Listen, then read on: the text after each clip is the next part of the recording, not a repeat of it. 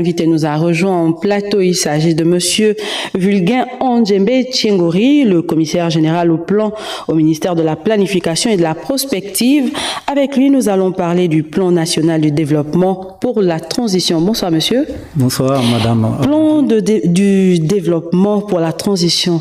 C'est quoi exactement? Exactement, si je peux me permettre une contextualisation de ce plan, c'est sous les très hautes instructions du président de la transition, président de la République, chef de l'État, Brice Clotaire Oligui Nguema, et sous la coordination générale du Premier ministre et du Vice-Premier ministre, le ministère de la Planification et de la Prospective a conduit des travaux d'élaboration d'un plan triennal sur la période 2024-2026.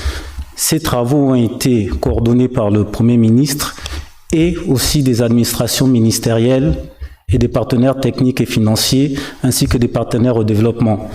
Pour revenir à votre question, qu'est-ce que c'est le PNDT? Le PNDT est un plan national de développement pour la transition qui fixe les orientations stratégiques du développement du Gabon pour les 3 prochaines années, c'est-à-dire la période 2024-2026. D'accord. Et les ateliers que nous allons lancer demain répondent justement à cette ambition, c'est-à-dire de préparer le plan à travers les ateliers et les rencontres que l'on va faire avec les différents acteurs. Et combien de temps vont durer ces ateliers et quels sont les invités, les potentiels invités?